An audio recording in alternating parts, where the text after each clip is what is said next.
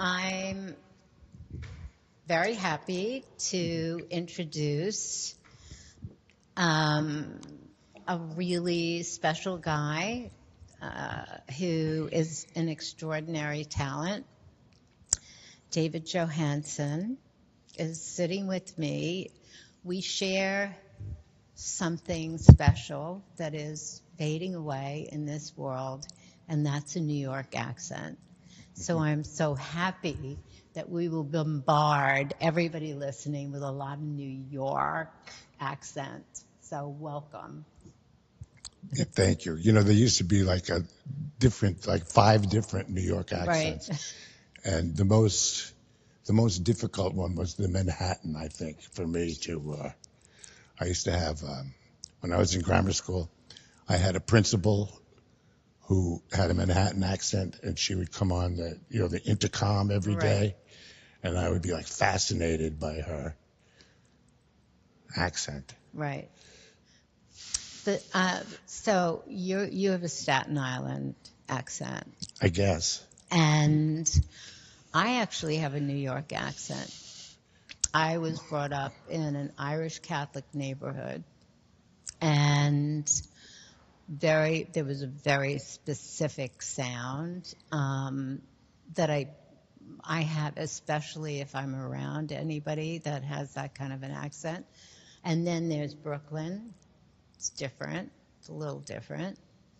And way uptown, sort of the Bronx is another. The nuances of them. My favorite thing to do is when I hear a real New York accent, I like to spell it out phonetically.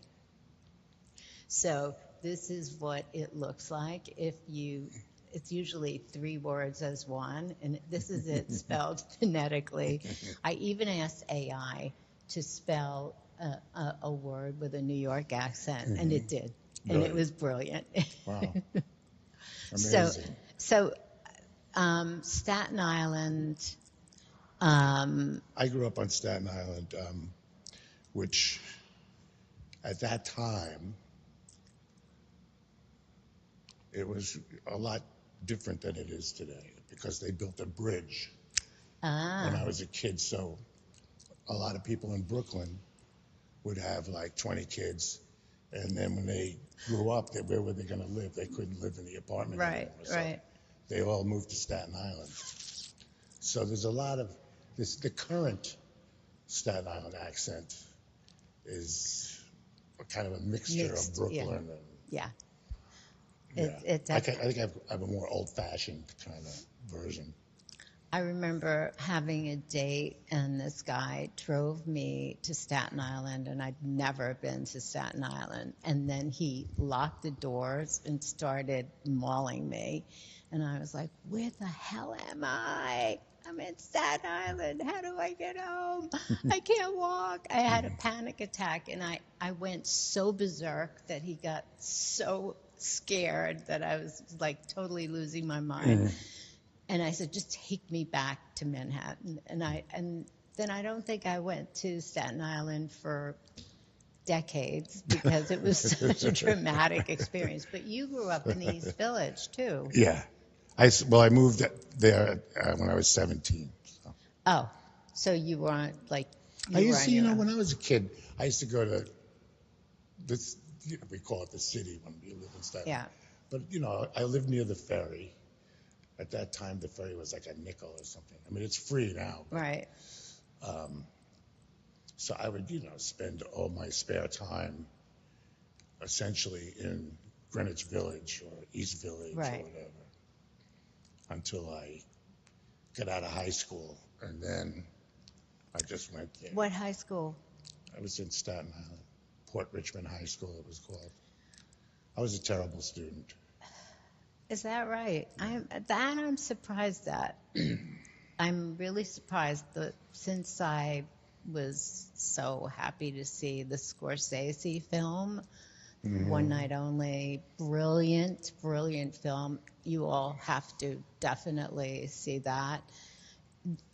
I had no idea on how beyond smart, intelligent you are. I mean, on such a high level that it's of course you are. You can't do all the things you've done without being really smart.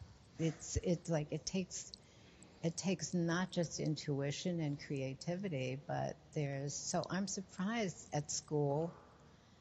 Were you just rebellious or Well, what? no, Like I what? just wasn't interested in really what they had to offer. I think probably, I used to essentially daydream all the time. Yeah. But I kind of learned how to study after that. Like I needed to do things. I needed to write something and whatever, so I could like devour all the information I Right. could get and then run it through my. Mm-hmm.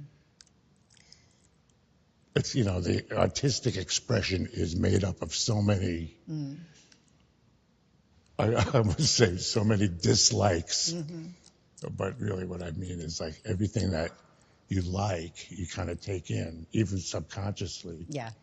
and that becomes part of like you and the Mm-hmm. filter Right. that you run things through. It's the way you blend the influences and then turn them Yeah. out.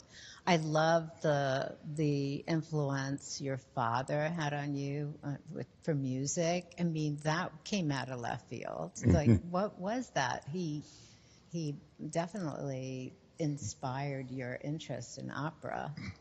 Yeah. Yeah, he did. I was kind of, I don't know how to explain it, but I would kind of cringe sometimes when the opera was playing when I was a kid. But again, like later on in life, I got into it when I really kind of, I didn't really realize what it was when I was a kid Yeah. and all the personalities and Hmm. stuff like that, which really interests me. Yeah. So, So I think what a lot of people know, especially in your early career in music, in that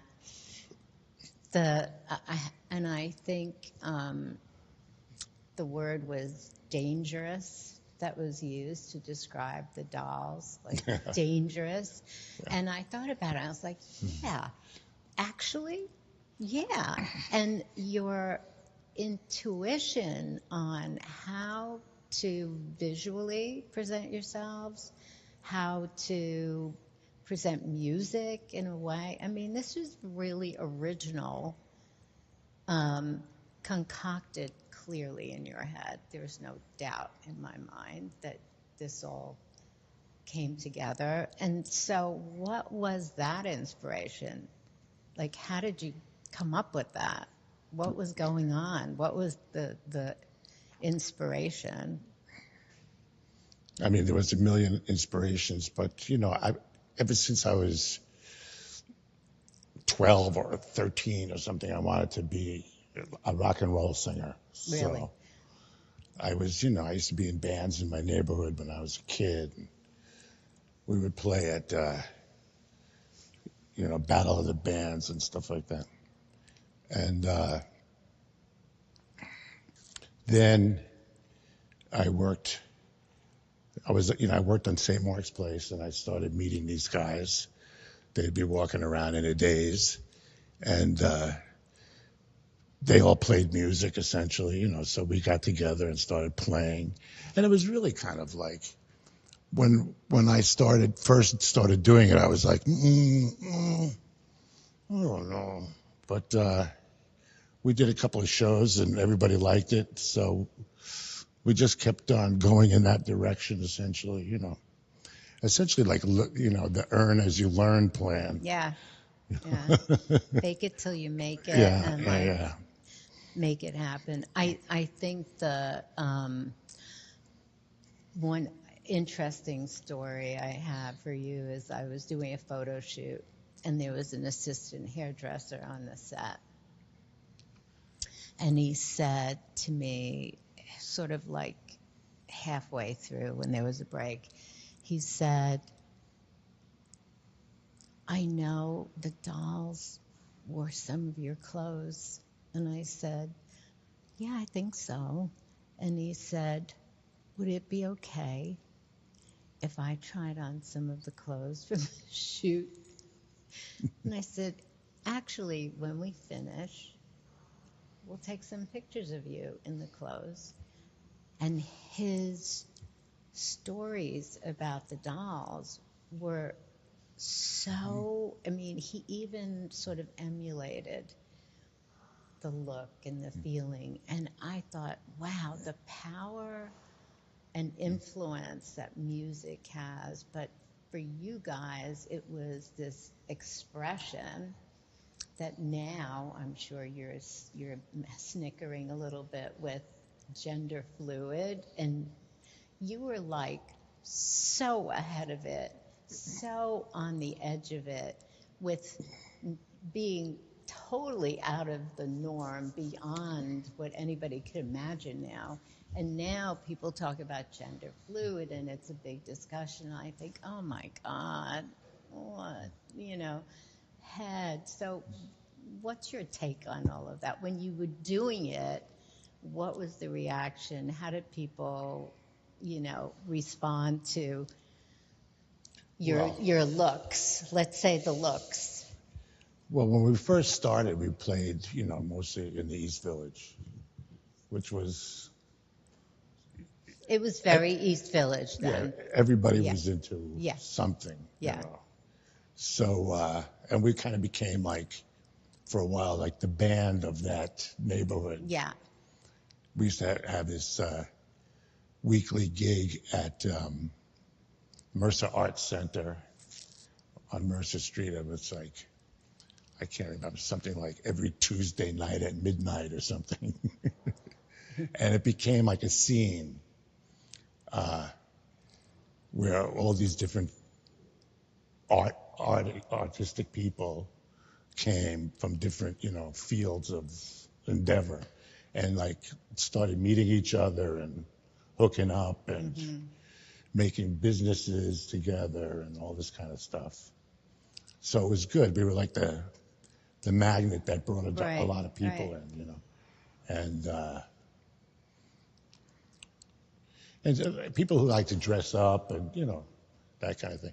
When we left that scene, though, when we made a record, it was we would go some places where they would be in shock, that this was happening. It was almost like we came from another planet. Right. No, you did in so many ways, but it was so great to see that in New York, and and when I say East Village, really East Village, it's so gentrified and it's such a different place now.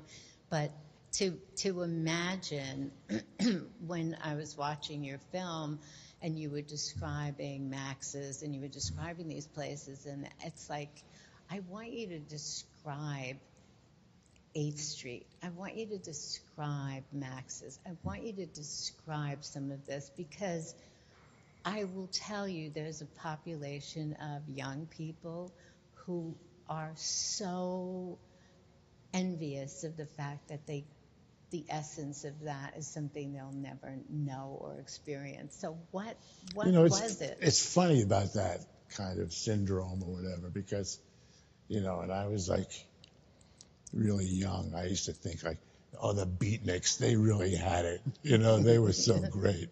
They hung out in that coffee shop and played bongos and, so I think, it's kind of a thing where people kind of wish it was then. I don't know. I think what was going on, the 70s were profound for fashion, music, film, art. Things developed then because of what was happening. People were coming to New York, people who were realizing they could outwardly be gay or outwardly be feminist or outwardly express themselves in in an unorthodox way were really coming here to do that. So it was a hotbed of a lot of creativity. Revolution. It was. No, it was. Yeah, I know. So that's why it's a special time. Beatniks, my audience, they don't know what the hell you're talking about when you say beatnik. It's like, what is he saying? Right. But what you really were agitating almost was that time. Like you were like the sand and the pearl. Like, how can we make this? So Yeah, well, what that was wasn't it? really so much like a plan or on purpose. Exactly. So, like, we all got together. We all brought, in the dolls, we all brought what we, our likes, essentially, and we put it all together and made this kind of soup out of it or something, I mean, 8th Street when I was a kid, starting on, like, West 8th Street, I used to love it over there, and they had, like, a lot of great record stores and stuff like that. And then, I guess when I was, like, I can't remember, but when I was still a teenager, like maybe 15 or something, I used to work in the summer as a messenger, which was a great thing to, be in the city all day. So, and I discovered the East Village at that time, and I thought, like, wow, this is like wonderful. Some people would probably think, oh, this is not for me, or this is repulsive or whatever. I just loved it, And it was raw and gritty, right? Yeah. It was raw and gritty. Yeah. So then I got a job on St. Mark's. I worked for this guy, Law Wilson, who was, really kind of inspiring to me in a lot of ways. And he was the costume designer for the Ridiculous Theater. They used to do these elaborate costumes, And I went to see them, like a rehearsal or something, and I was like, wow, I love these people. I couldn't imagine that there were people like this, that didn't really have any filters or anything. A lot of people like kind of like straight laced, but in their mind there's like a circus going on or something, But these people, they were more like a circus coming out, so to speak. And I loved them. And I used to play music for them when they did plays. I would play the guitar, or I would do the lights and stuff like that. Sometimes I did a cameo as a spear carrier or something. But they were great. Charles loved them. I still think he was such a friggin' genius. The way he could put all these, classical stuff with pop stuff and modern stuff and put it all together and just make this really kind of intellectual comedy that was like ridiculous.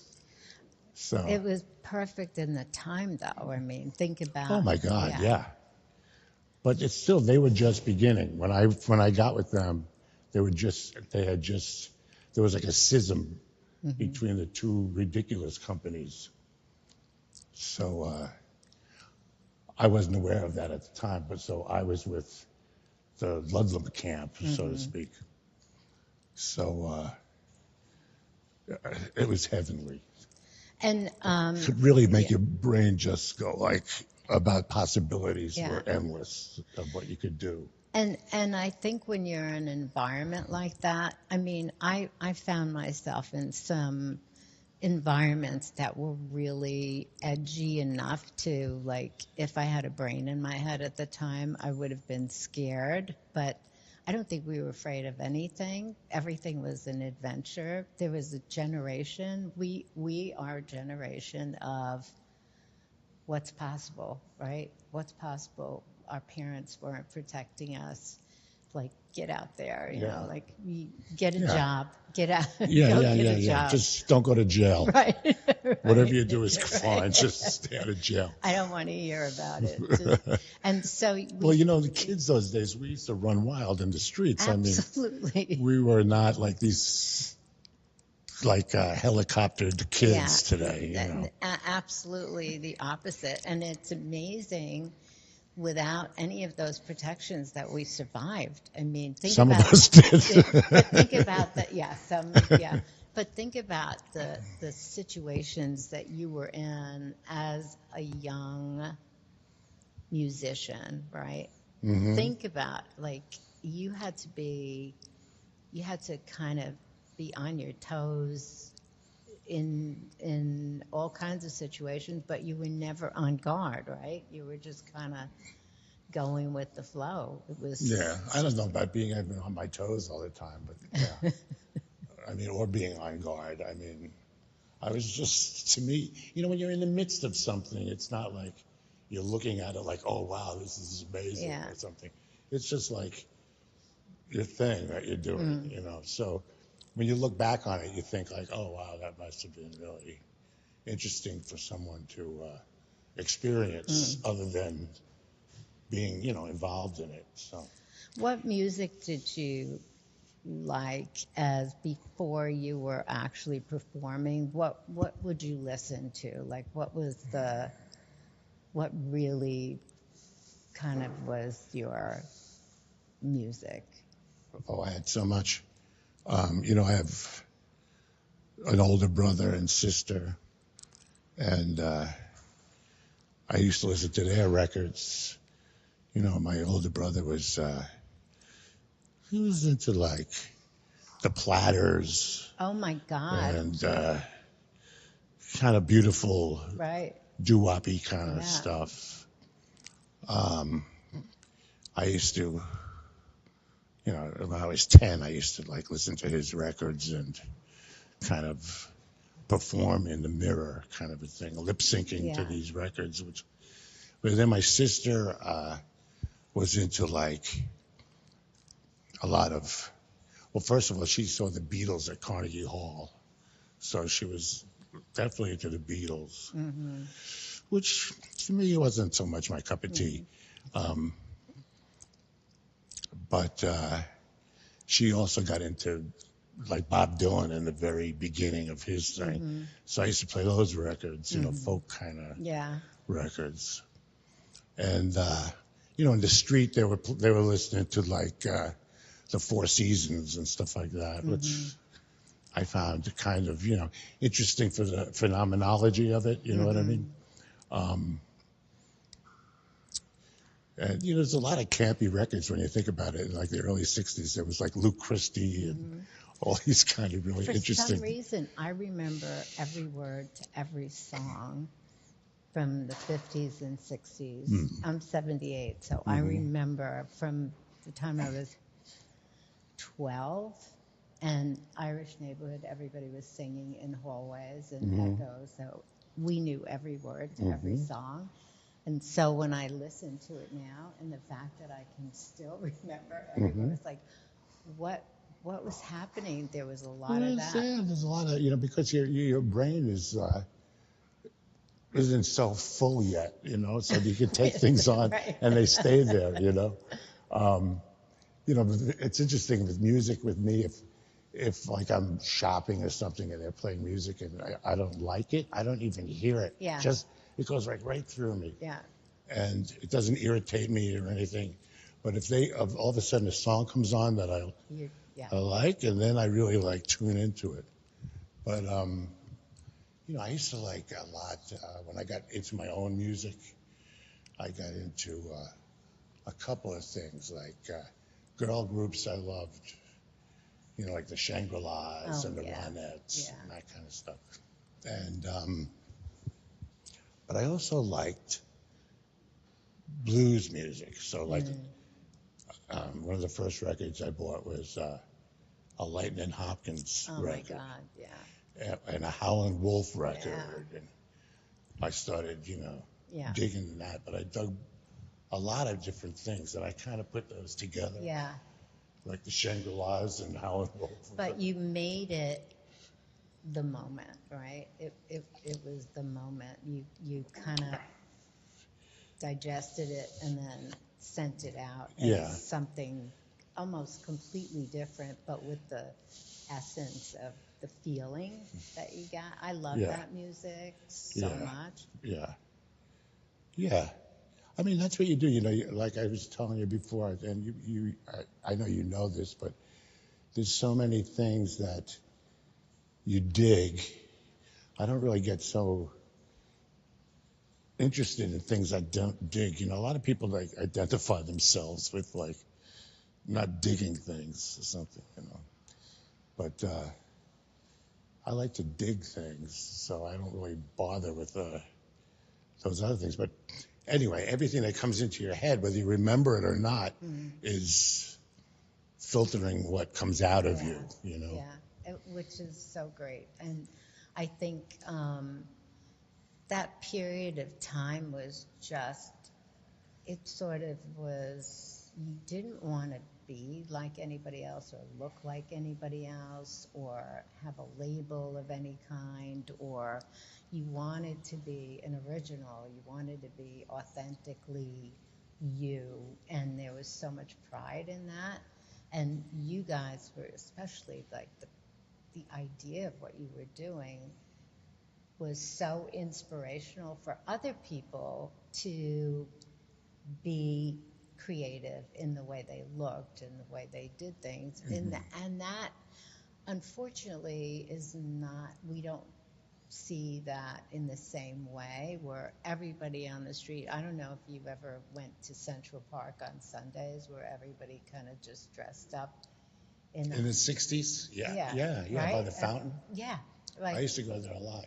we all, like, we'd go there, and I remember, I was wearing velvet gowns from the 30s and 40s all the time. That was my Central Park, kind of, I'm going to go for a walk.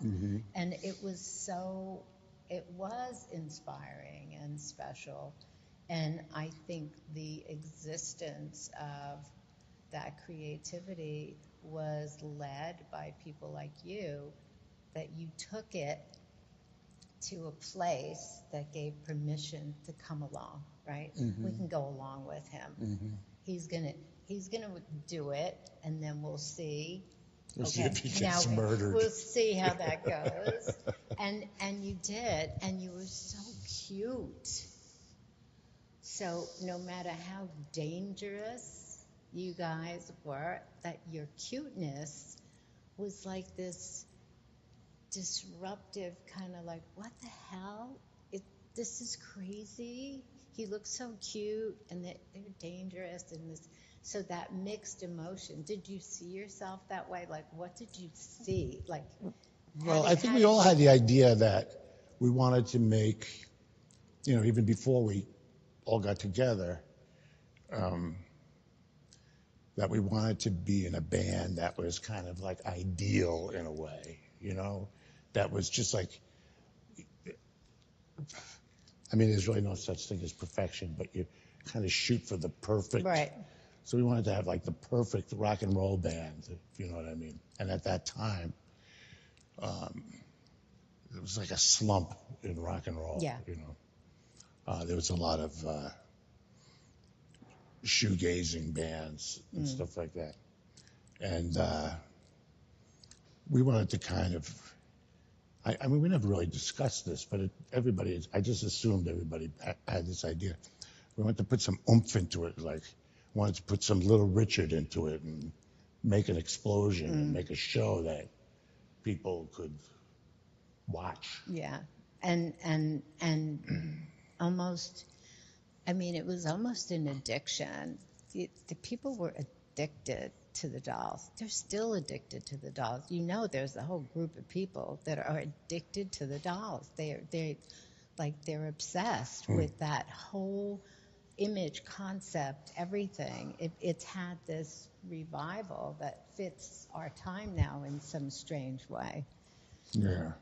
Mara and I went to this talk last night at theater on 23rd Street in 8th Avenue of Jack Pearson and Nan Golden. They're both kind of art photographers, I guess you could call it. Yeah. Which we're friends with both of them.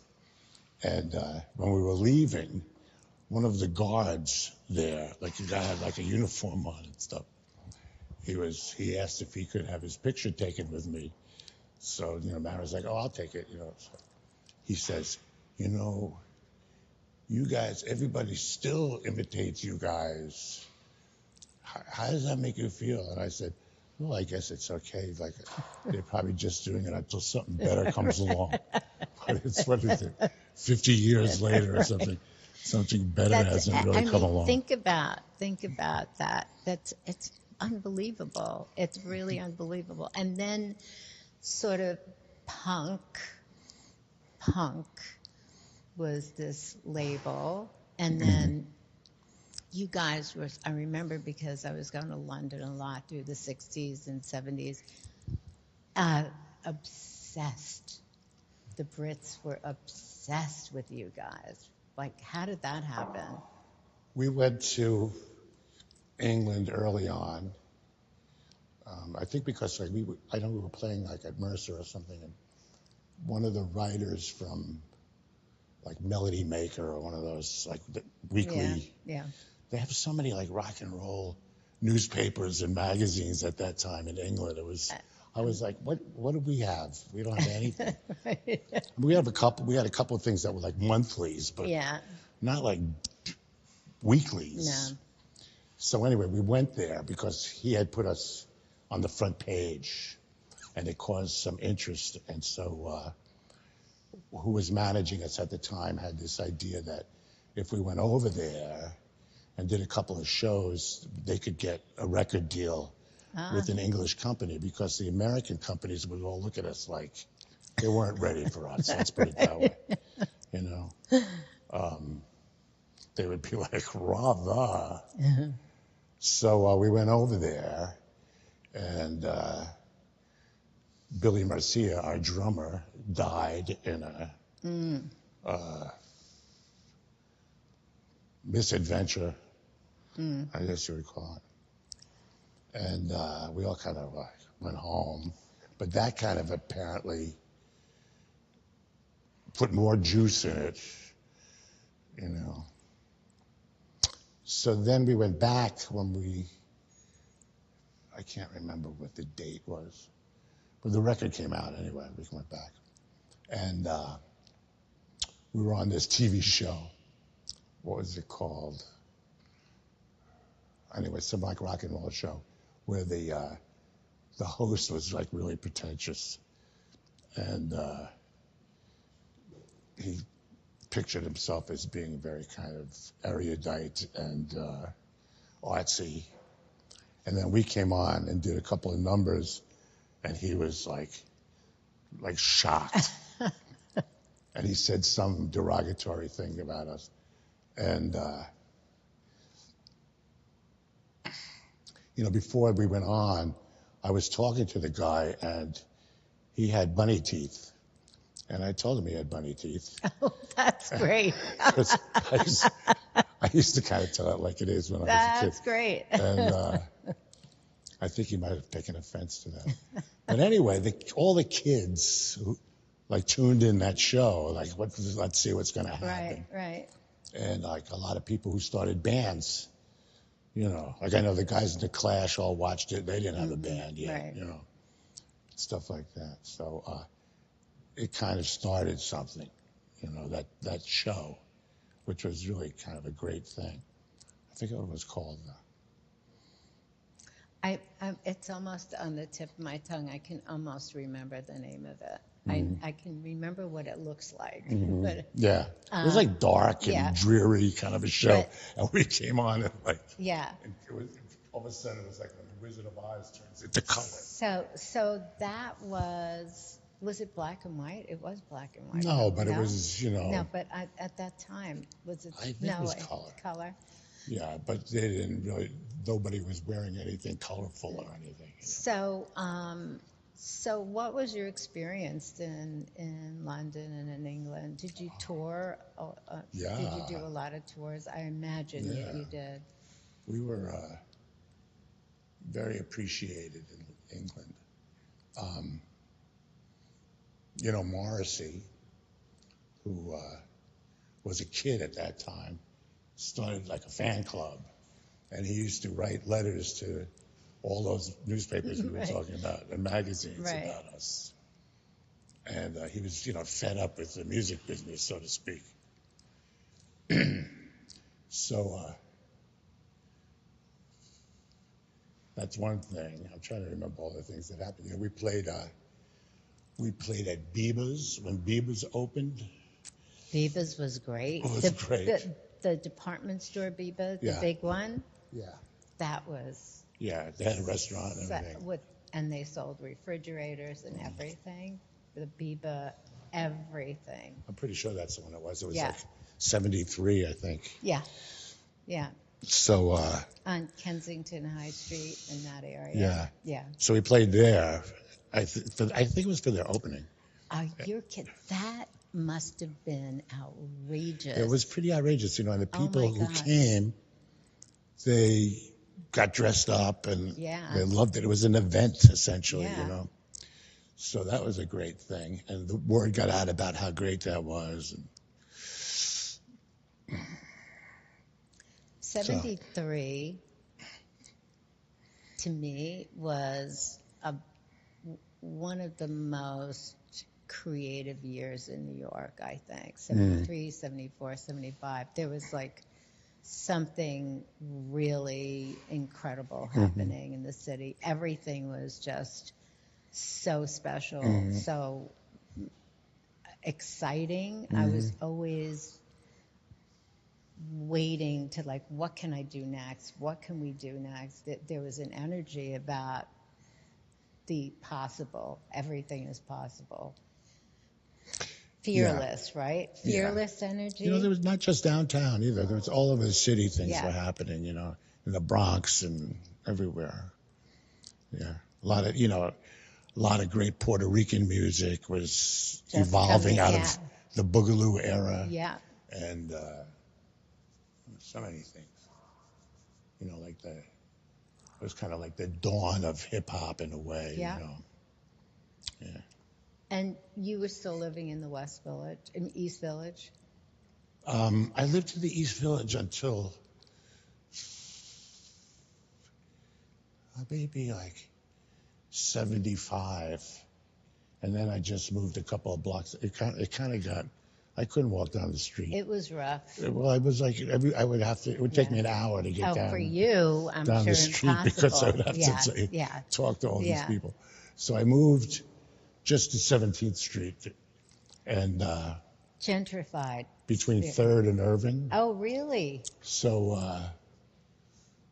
that was to me. To me it was I don't know how to explain it, but it was Was good. Irving Plaza happening then? I don't remember when that started. No, but I went to Irving Plaza one day. This was after the Dolls, and talked to the guys there. And I said, because I noticed that like a lot of Puerto Rican bands were playing there. Really? And ones that I really dug. And I talked to the old Polish guys. What's the deal with playing at this place? And they go, oh, I don't know. We just rent it to whoever's doing the show. And I was like, well, how much do you charge for that? And I was like, I'm serious. It was something like $50 to rent the place, this huge place. Whoa. It was under 100. And so I booked the place, and when it started going, and went in there and played, because I had my own band at that time. And that's how they got started with the rock and roll business. Now it's owned by some like mega corporation or something. Really? Yeah. So, what you started your own band in 75? Is that what you said?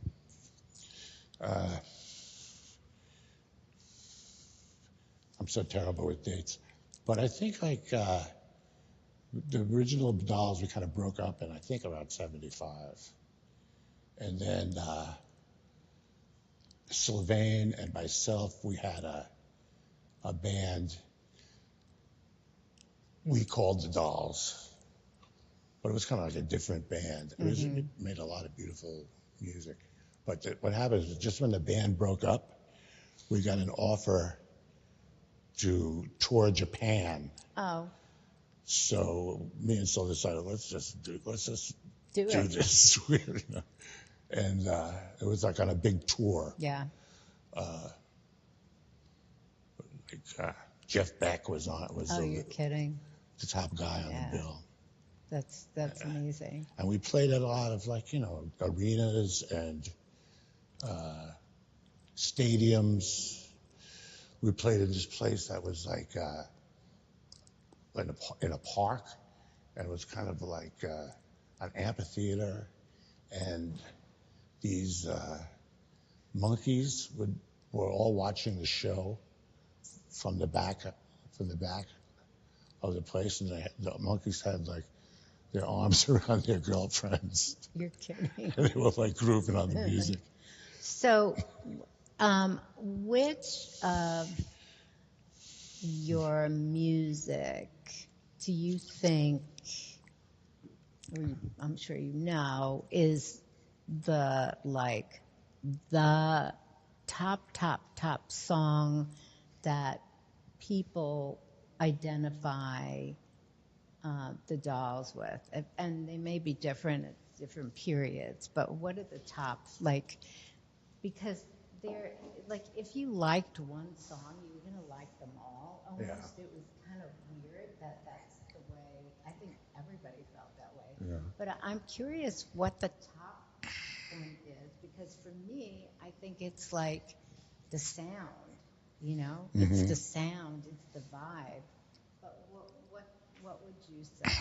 Well, I don't even know, but I think, it seems like the Personality Crisis is a very popular song. Yeah. Which is also the name of the film. Yeah. Which I didn't name that. I think Marty named it. That's great. Looking for a Kiss is I don't know, but otherwise I don't really know.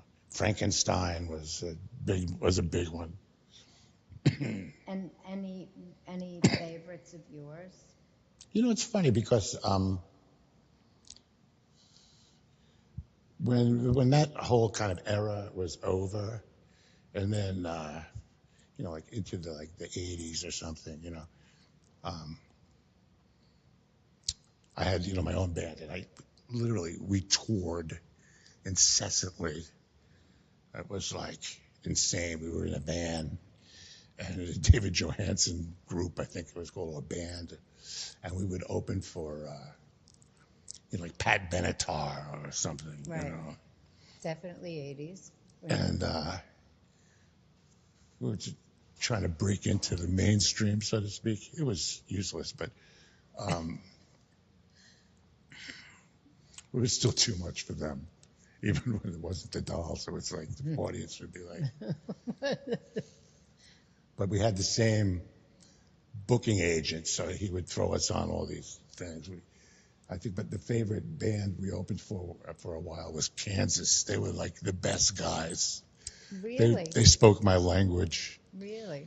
But anyway, we were doing that, and it got into the 80s, and there was a bar right near my apartment. The bar was on 15th Street, called Tramps. Oh, right. And they had, it's like an Irish bar with a little showroom in the back. And they had Big Joe Turner, who I loved, and they had Big Maybell, who I loved, and all these great acts who would actually do a residency there. And they had a room upstairs that they would stay in when they were doing the residency. Charles Brown was one of them. So on Monday, they were dark in the back, but the bar was still open.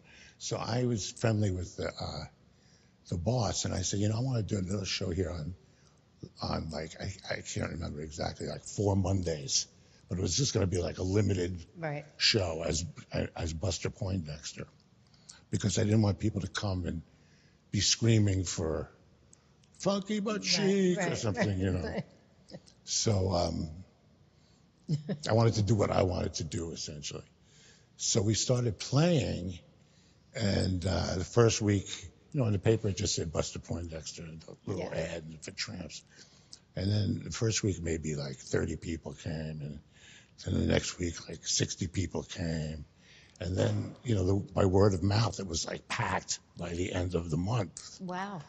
So I thought, you know, I've been on the road killing myself. It's the schlep that kills you. Yeah. I can actually work here like on weekends and make a living. Interesting. So I started doing that, right? And so then, you know, I would go sometimes into a bookstore like and pick up a book like, I don't know, like a rock and roll encyclopedia kind of book.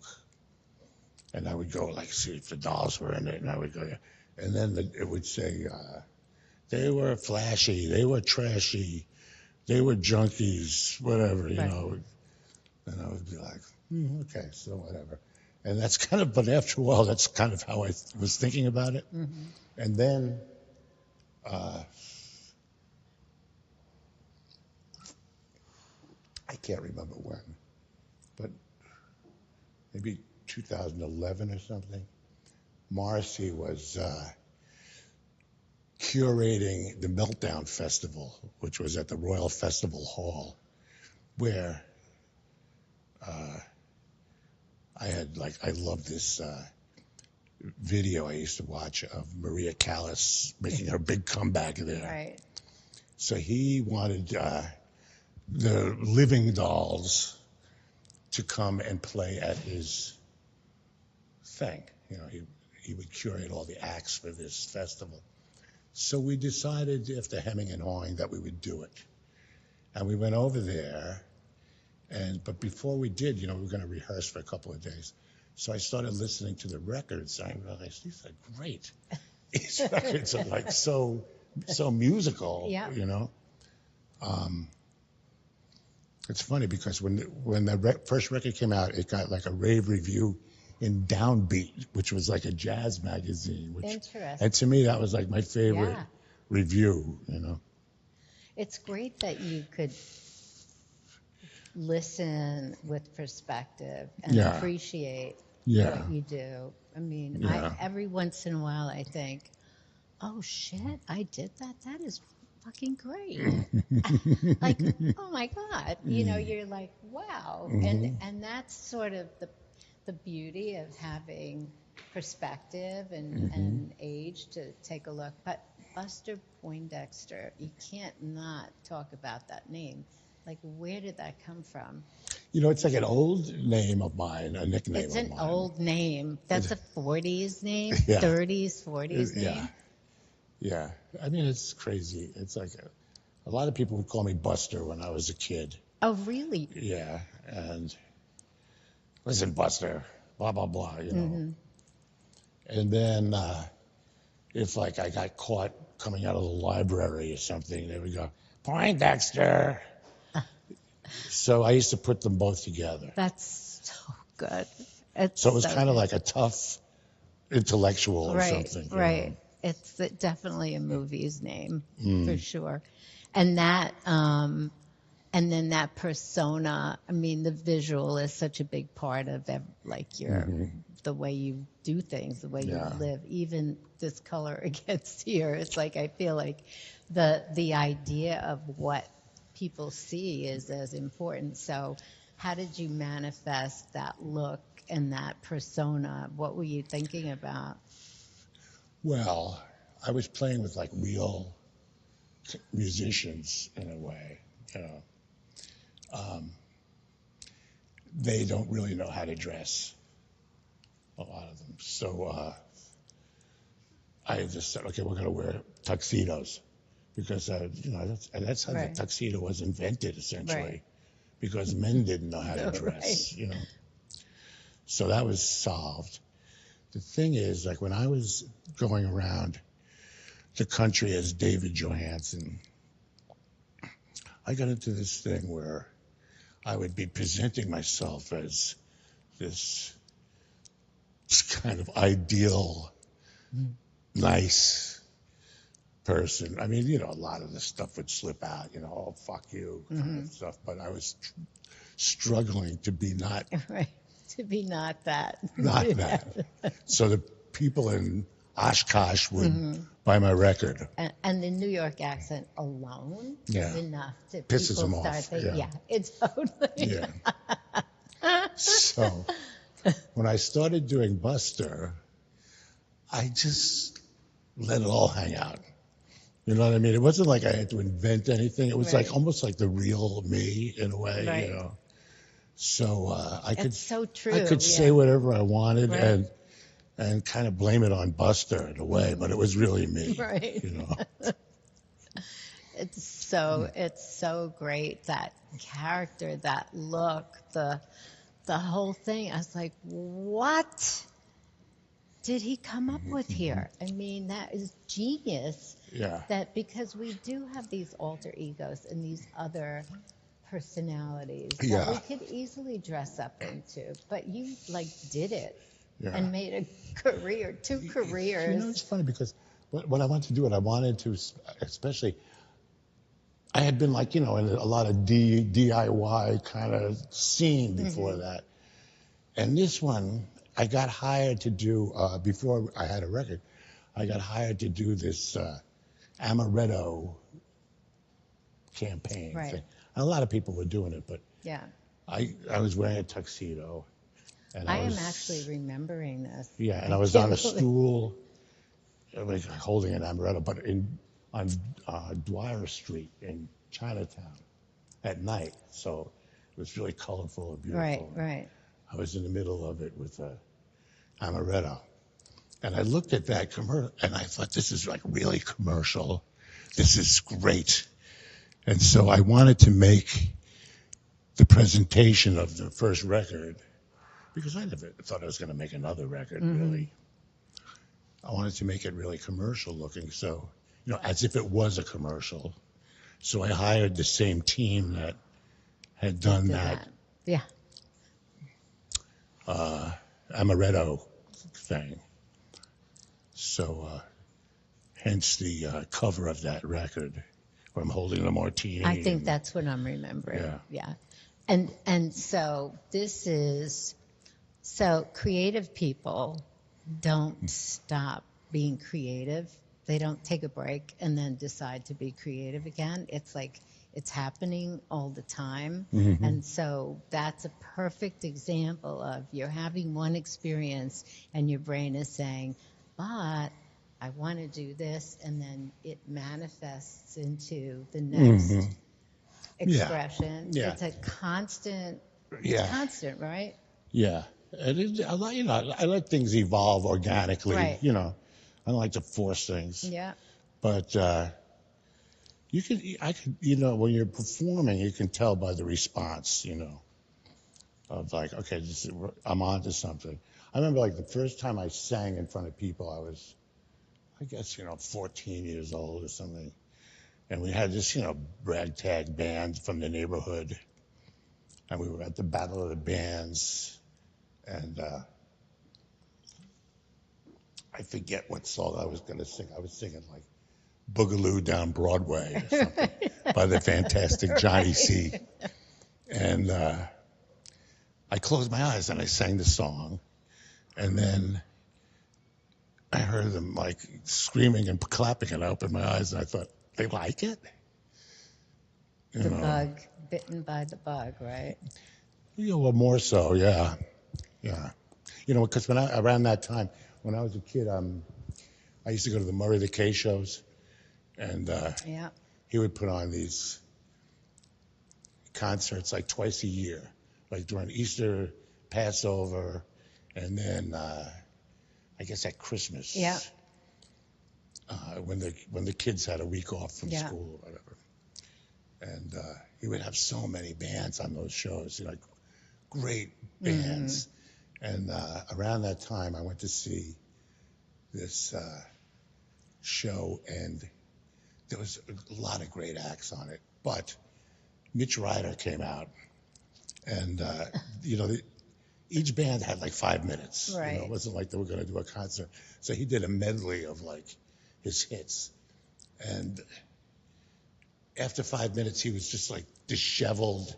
He was sweating. Right. He had taken half of his clothes off. Right. And I was literally like, that's great. Blown away. I thought, this is so that's great. To see like a white guy doing this stuff, And that's what really sealed the deal. Like, oh, I'm going to definitely do this, It's funny, I tell some people like about that Mitch Ryder thing, and they go, really, Mitch Ryder? But to me, it just like hit home. Those shows were so great. They were really, I mean, that they were so important because that was the only real source of catching up and seeing all the bands. Right. And there wasn't social media. There weren't all of these distractions. Yeah. There was one thing everybody saw at the same time. Yeah. And we all had that experience together. And it led to the next step of the next experience. Yeah, you could, when you were waiting online, you could network with the people who were around. Which and so great. Those were like the best fun times. Those are bonding. I think especially in the 70s, we touched each other. We were. I think of always like people around each other, hugging, or it was an intimate friendships, right? We were always sort of clinging and touching, and nobody touches now because they have their phones in their hands, and it's like a different experience. But that intimacy was on so many levels, and there was just a freer spirit about the intimacy of a friendship or relationships in different ways. And I think the music was more personal too, in a certain way. You really, it affected a group of people at the same time, and changed everybody at the same time. Now there's so many different types of music, so many different venues, so many different, sort of sects of music, that it's splintered in a lot of ways, and the power of these sounds is not exactly the same. Of course, if you're Beyonce or Taylor Swift, there's that kind of movement, but it's different. It's not, that's a bit more manufactured than what was happening when things were being created for the first time, and we were experiencing them for the same time. I'm sorry that there aren't more of those opportunities now, because that's really where the creative spirit comes from. You can enjoy these big concerts, but that's different. Yeah, well, I think, there's a certain amount of kids who are bored by that shit, by the whatever pop music is going on, I mean, to me, it's funny because when I was a kid, I would be like listening to a record, like when I still lived with my family, I would be listening to like the Paul Butterfield Blues Band or something, and my father would say, every song of theirs sounds the same, and I would be like, no, it doesn't, blah blah blah, but of course it did, but a lot. When I hear a lot, I sound like an old man. But when I hear a lot of those songs, like on the radio, or, when I'm out or whatever, to me they all sound like so similar. As if there's one track that everyone sings to. Or something, Right. It's true. There's a lot of overlapping. I think it's. If there's a great sound, I love Rihanna. I think she's amazing, and then everybody wants to be Rihanna, or it's like whoever that sound is, which happens. There are a lot of people that wanted to be the Dolls and wanted it, but you couldn't. you couldn't, because the quirkiness and the unexpected was inevitably going to happen, and you can't manufacture the unexpected, right? It was just, that's what I'm saying. It was sort of more spontaneous and less, you know, the lights. This was like anything could happen at any of your concerts. Like anything, whatever you were feeling in the moment, done. Those shows, I guess, they're kind of choreographed and rehearsed to death. Right? And there's magic in them in a certain way, but it's a different. It's different. It's different kinds of music, and I think the spontaneity. I think Gen Z is more prone to be into that music where it's spontaneous and unexpected. And I'm sure there's a big fan base there. I'm positive of it. So the idea of Buster Poindexter, that character. So the show you did that Scorsese filmed, I think you said, I hope I'm quoting properly, that you were doing doll songs in Poindexter. Well, not just doll songs. Style. My, songs that I had written. Your songs. So, from all the different but in eras, Buster I guess. Poindexter's style. Yeah, kind of. It Yeah. was so great. Yeah. I thought, wow, that is like perfect. Yeah. Well, the thing is, like, that was going to be like the fourth or fifth time we were going to do a residency at the Carlisle. At the Carlisle, yeah. And when we started to play there, I was like very enthusiastic about it, and I had all these songs I wanted to sing. Because like with Buster, my thing was I just sing like songs that I love, but not my own songs, Right. Which is kind of like an adjunct, if you know what I mean. Right. You have to have different things that you can do, I think, because otherwise, whatever your main thing is becomes like work, and that's the worst thing in the world, But like we always say, musicians play, they don't work, So every time I would hear a song that I liked, I would keep an eye on it and then put it in the show, And but just every time you play there, you have to have a new show. So when they asked us to play there again, I was like, I don't know if I can do this. I'm kind of running out of steam on this project. So then I decided I'll just do the songs that I wrote, because we really wanted to play there. We love it there. Yeah. It's like, you take the elevator to work. It's a dream.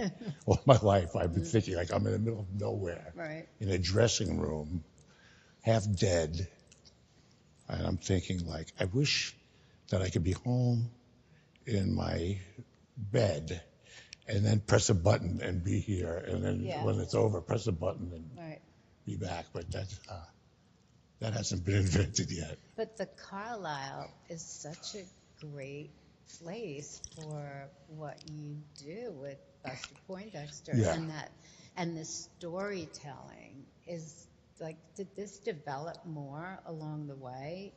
How did that? I mean, it developed during that run. Oh my God, the stories are just their history. They're New York history. They're your history. And you're a great storyteller. It's really fantastic.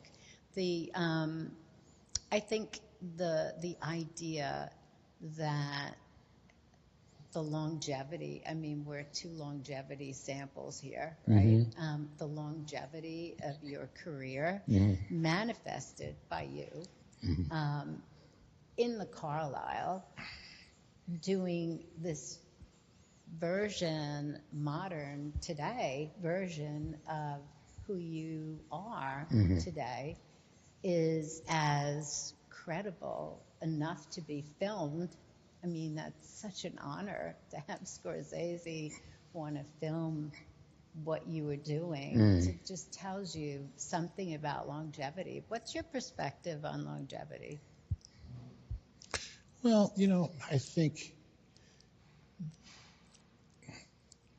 you notice it like with comedians, and remember when there was a big comedian boom? Everybody wanted to be a comedian, Yeah. but they would go and do it for a while, but their heart wasn't in it, so they'd become like a dentist or an accountant or something. You have to be really smart to be a comedian or to do this storytelling. Yeah. Well, with the Buster show, prior to that, I had been telling jokes between songs. You're kidding. No, I'm not kidding. It was a real kind of old time nightclub. No, totally. It's totally like the 60s Sinatra gang with the jokes and the. Yeah, I would tell kind of like, I don't even know if they could be called jokes. They were groaners, actually. The guys, like, I'm saying, like, I'm so obsessed with death that I've got my own death planned.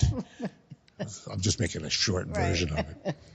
I'm going to die just like my father died, totally at peace and in his sleep. Not like the passengers in his bus, I'll tell you that right now. Those kind of jokes. So. Right. I can't believe you did that. So, I can't remember what you asked me before that. About the storytelling and kind of. Oh, yeah. Well, with the stories, I started telling Mara stories because we had decided, we were putting the show together, and we decided, well, I'm not going to tell jokes. I'll tell stories and make them amusing, So I would tell them to Mara, and she would, like, write them down. So I had, like, some kind of a reference of, what I was going to be doing. Right. Which developed over those 2 weeks. And then when Scorsese came in, we actually did that afterwards. Like, we did a couple of nights there where, like, the cameras could do whatever they had to do and all that business. And then recorded it on the third night. But that was like invited people. It wasn't so much the audience at the Carlisle. And so, Mara, relationships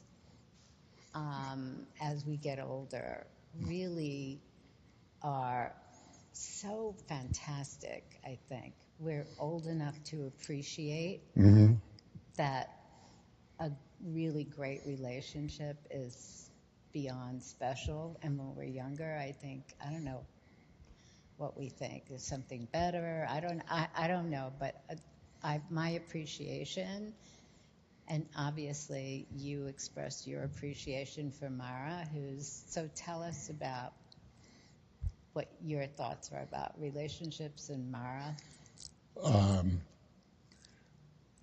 She's like the greatest person I know, so it's hard to explain. But, we were friends before we were lovers. And I think that's maybe important, But she's like a great motivator for me.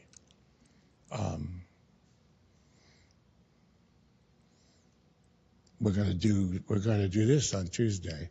Okay, whatever. And then I'm kind of like, not in the mood for this. And then we do it, and I'm thinking, like, this is great. I'm glad we're doing this, Right. So that's a good thing. But so many things, so many things. I mean, this is my third time I've been married. Oh, my goodness. So. Well. I think I hit the jackpot this time. So. Yeah. And I think we're so much wiser about what we really want in a relationship and the kind of person. I met my partner when I was 65. Mm-hmm. And so, I thought everybody else had soulmates and I probably wouldn't have one. And then I was like, it really is never too late. Mm-hmm. There is something to that. Mm-hmm. And I almost think it's the best time. I mean, the perspective we have is so different. Yeah. So I just, and she is great. I think it's a great match. Yeah, we're a good team. Yeah. Yeah, we're really lucky when we have that. So let's talk about if you have you ever thought about writing or not music, obviously, but writing a book or doing like your talent? I don't believe talent is in one area. I think it flows into lots of different areas. Yeah. What other things would be exciting for you? Well, I paint. Oh, you do? So I have a lot of paintings that are kind of crowding us out of our home. So we have plans to start, I guess, like showing them and selling them. That's a great idea. I just don't want to be like one of these people like, the rock and roll guy who paints or something, if you know what I mean. I'm trying to figure out in my brain how I can just be a painter at that point, when I'm doing that.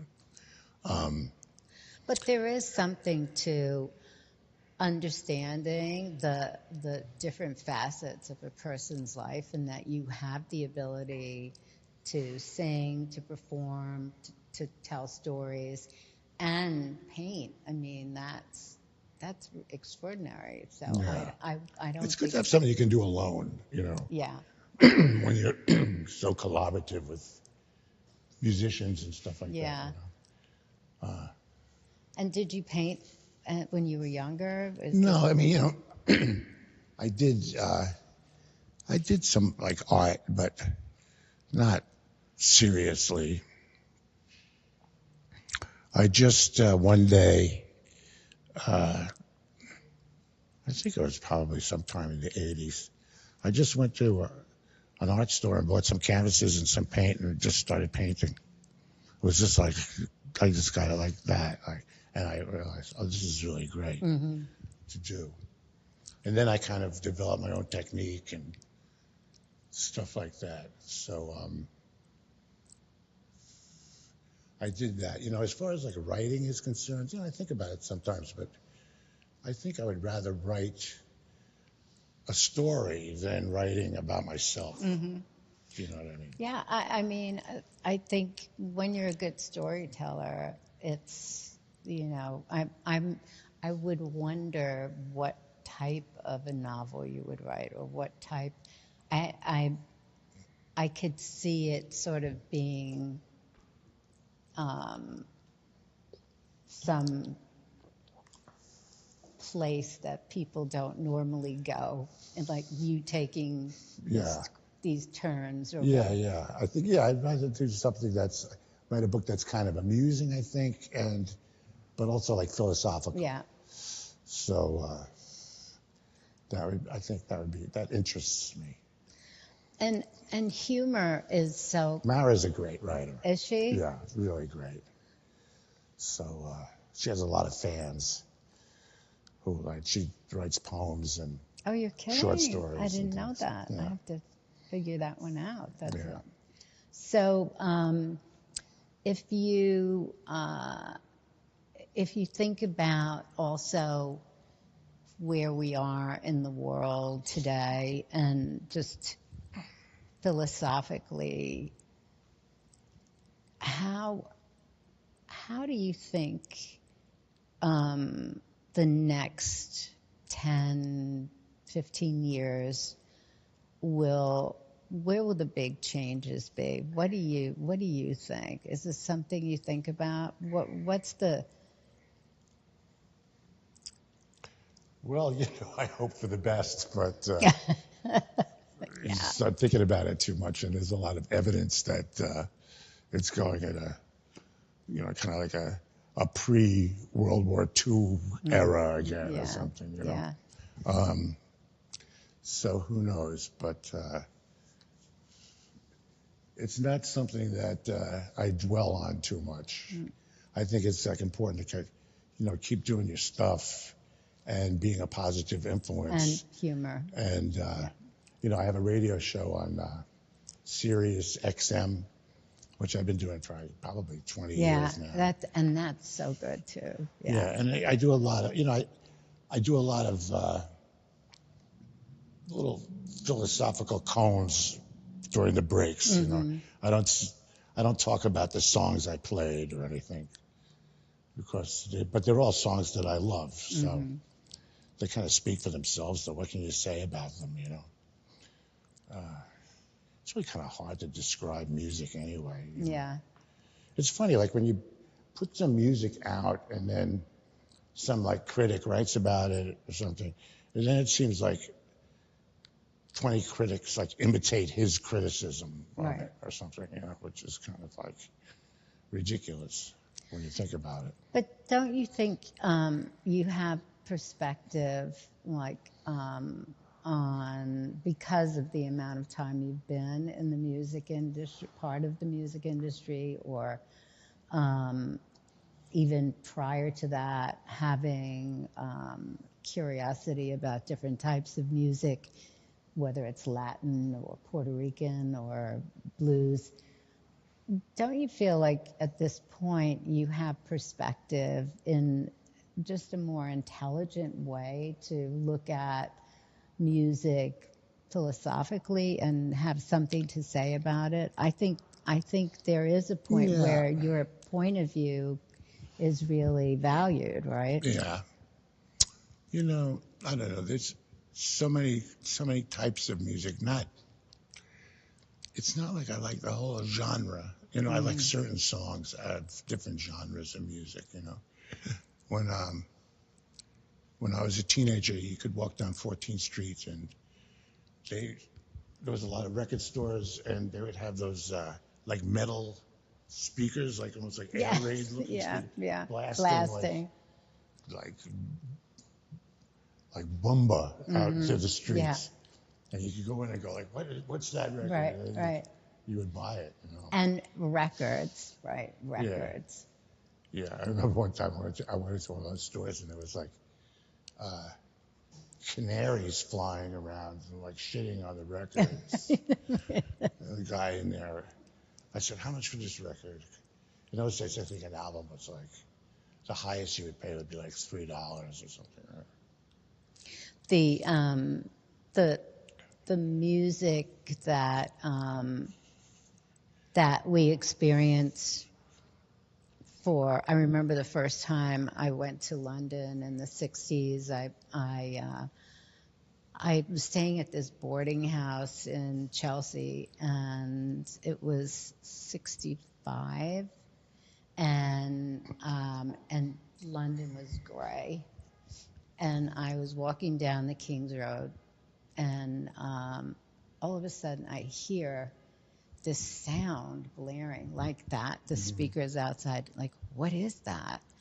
And my heart started to pound, and I was like, I could feel everything in my body. I was like, to the light. I had to go. I never heard anything like that. It was the sounds that were so new and so much of what was happening there. It was one store with bright colors outside.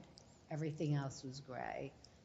And then as time went by, more color, more sound, more energy. And it's that sound that hits you in that moment that you never forget. Like you remember that situation. I remember that moment because the music changed me. It changed how I felt. And music, I can't even play music when I have a photo shoot because if it's music I love, I can't concentrate on anything else. And the models look at me like, can we have a little music? It's like, I have to focus. I can't concentrate.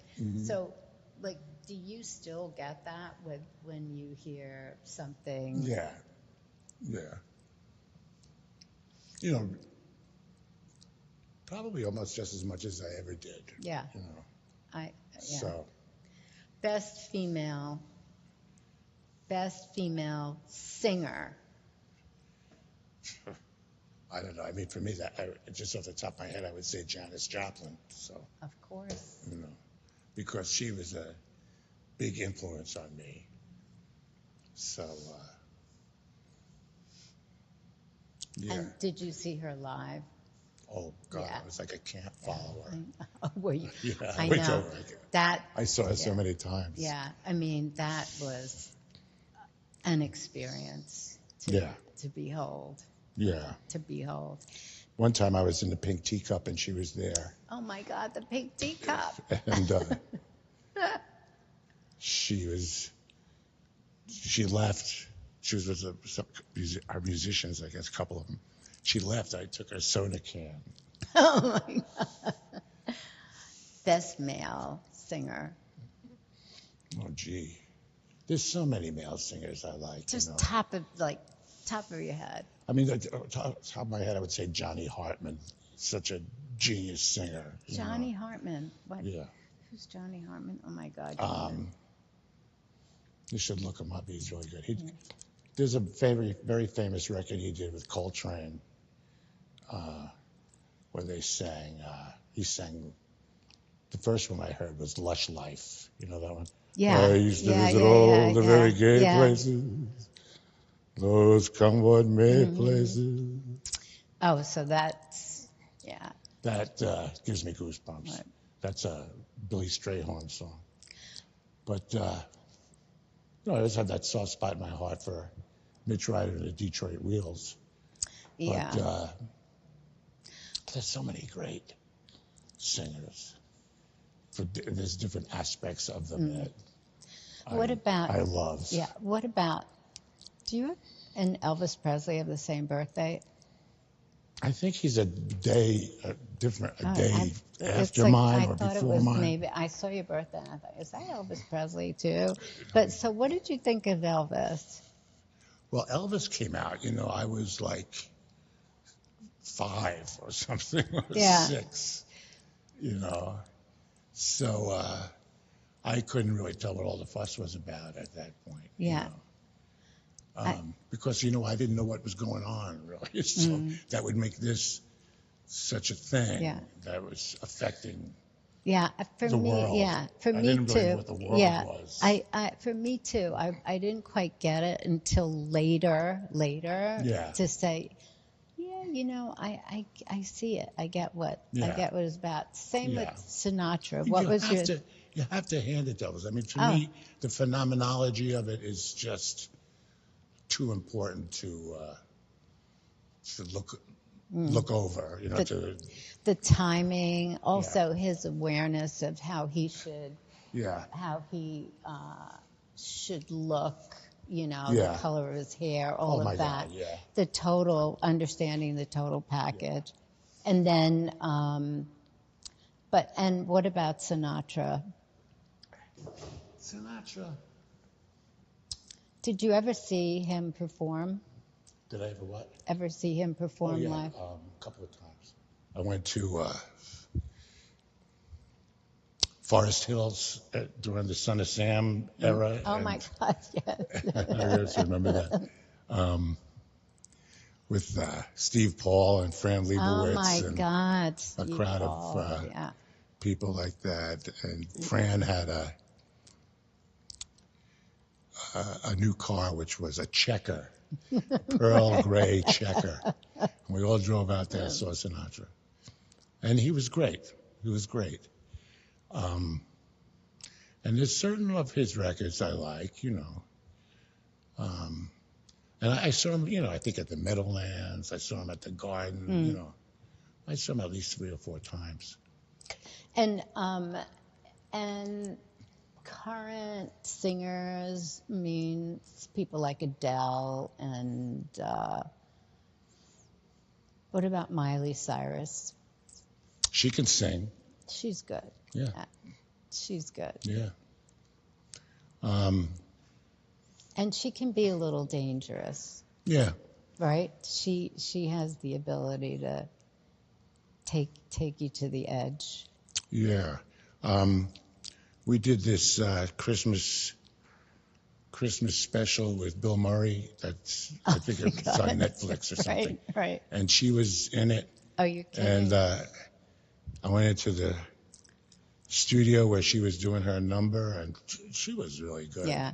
I mean, it wasn't like she wasn't singing rock and roll. She was singing like a standard or something. Mm-hmm. Can't remember what it was, but she could really hit it. So she was good. A lot of singers could be really good. I'm trying to think of her name, but I can't. I'm drawing a blank. So the performers today, I think music is very segmented, and of course people have favorites, but I think music that makes you feel something prevails. Yeah. And so from any music current last maybe 5-10 years that hits that, is there anything you can think of that would do that for you? Well, yeah, but not in English so much. Really? Yeah. Like? No, like there's a guy named Boubacar Traoré, who's like one of my favorite singers. Really? And what kind of music is that? Well, he's from Mali. Ah. And he doesn't live there, though. He lives in France. He moved from Mali like years and years ago, lived in France. And he had hit records when he was young in Mali. And then he moved to France, and I don't know what he was doing. He was working like some menial job. And ultimately, somebody rediscovered him, so to speak, and he started making records, and they're beautiful. And one day I walked into the old tower on Lincoln Center Tower, and there was a guy there I used to like in the world section he would play like he had really impeccable taste, and this record was playing of Boubacar's, and I was just like, what is that? And I bought it, and it was the soundtrack from this movie that Jonathan Demme made about this guy. So I was thinking, wow. I gotta check this out. So I watched the movie and everything, and he's like an unbelievably great, beautiful cat, So I would put him in the list of current music that moves you. If if you're gonna give advice, let's put this together at the end. If you're gonna give advice to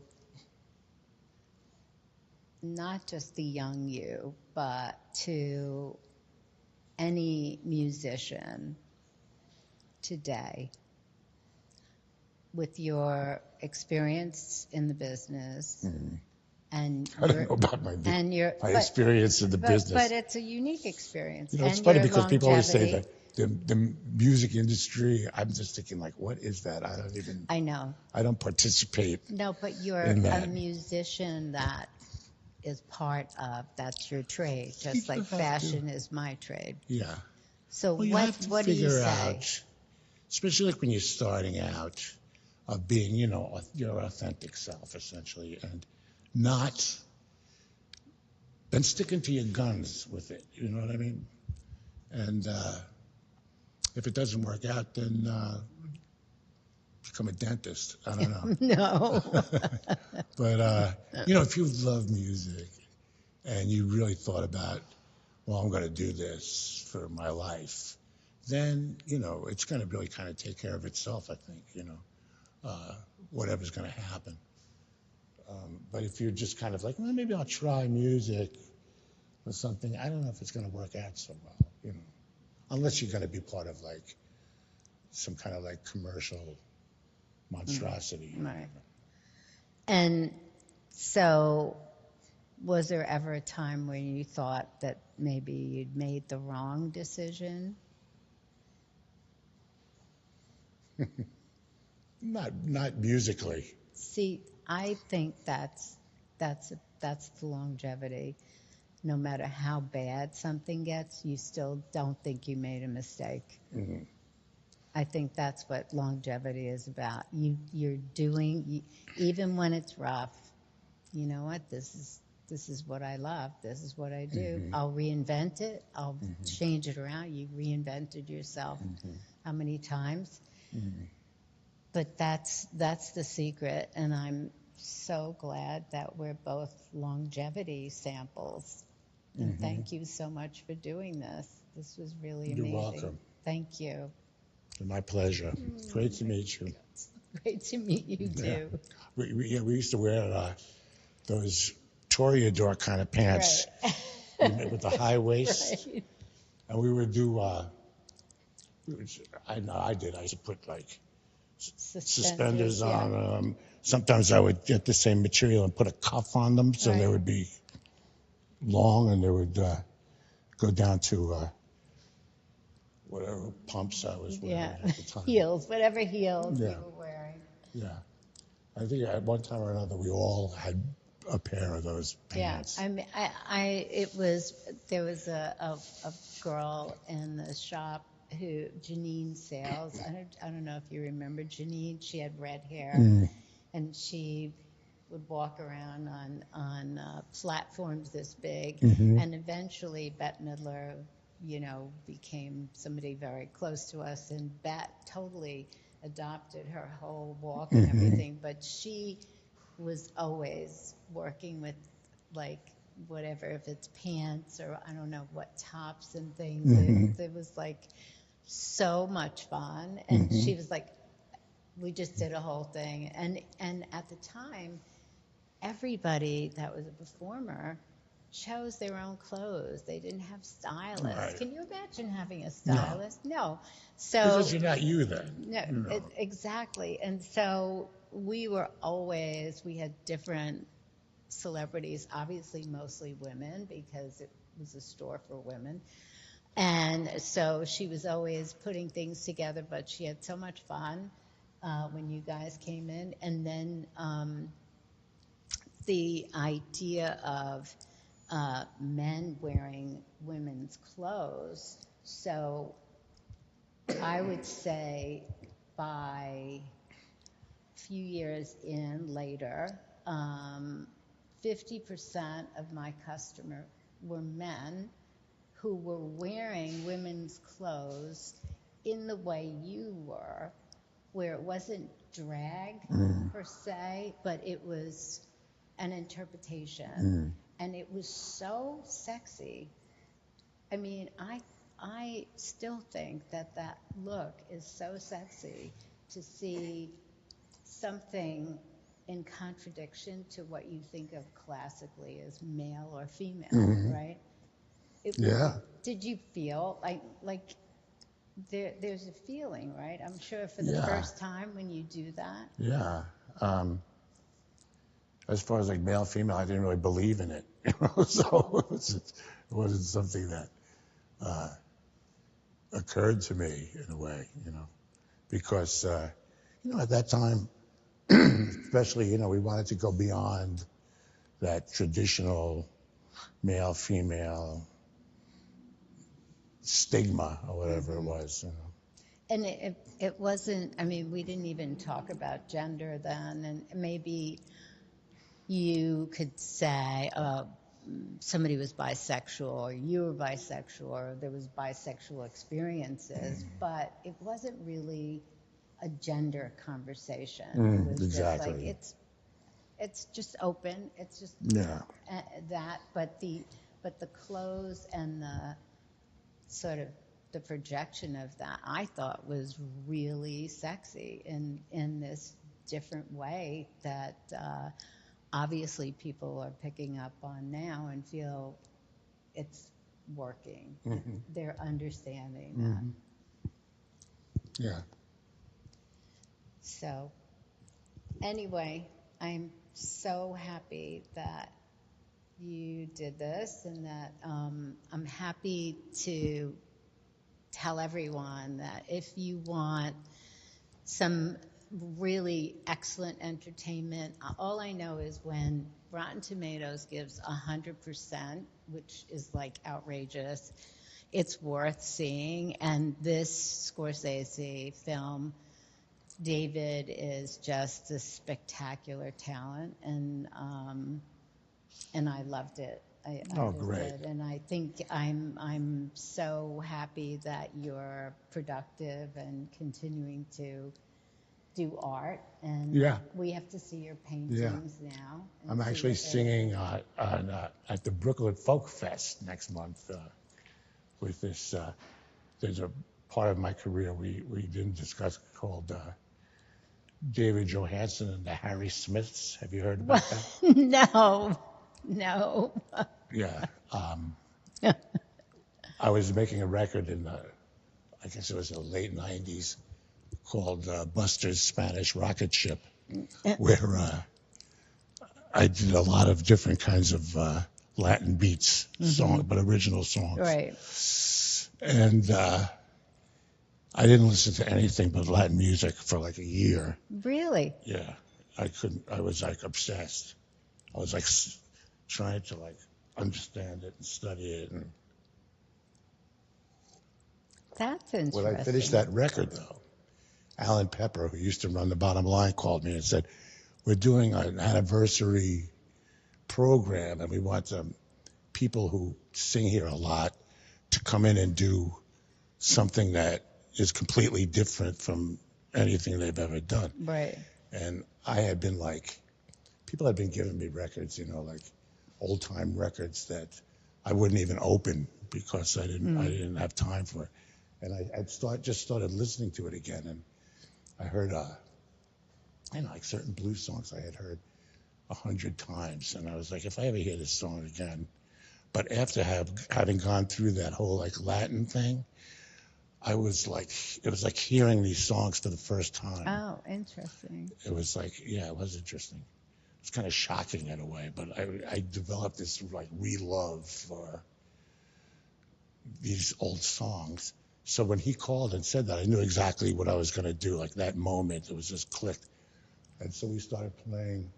With this name? Like we were going to do one night. And the Times wrote it up. It was such a great show. And so we kept doing it for several years. And so what's the name? It's called David Johansen and the Harry Smiths, which were named after this guy who collected songs. It's one of the things he did. He's got a big show, I think, at the Whitney right now. Well, maybe MoMA. I can't remember which one, but because he did art as well. He did a lot of things, and one of the things that he's most popular for would be the anthology of American folk songs, which were records he had collected over the years and gave them to the Smithsonian, who made these albums, like 3 albums, I think. And I remember we used to have one of them when I was a kid in the house, and I used to love it. So I knew exactly what we were going to do. We're going to do those kinds of songs. Right. He did there would be like a lot of murder ballads and things like that. And so we started doing that. We made 2 records, very kind of audiophile records, the type that like Swiss people who have $10,000 stereos would really enjoy. And did that for a couple of years. So anyway, we're going to do that at this folk festival. That's worth listening to. That's definitely. And what are the dates? Just November 11th. November 11th. Yeah. Okay. That's that'll be fun. Yeah. And so then we'll find out what you're doing with your paintings. Yeah, I think I'm going to show them. Jack Pearson, who's a kind of a famous artist, is opening a gallery in Chinatown on Henry Street. I think we're going to show there first. Oh, that's great. Yeah. And so we have to find out what the dates are so we can tell everybody. Mm-hmm. You don't know yet, or you do? No? No, I don't know the exact date. All right. This was great. They got New York accents plus. They got Yeah. it. They got, New York. Yeah. New York, yeah. New York. We are so lucky that we grew up in New York. Yeah, I think we so. are super lucky. Yeah. I have to say, it was very special as a child, and I can't think of a better childhood. Not perfect, but it was amazing. Right? Yeah. Yeah. Out on the streets, Yeah.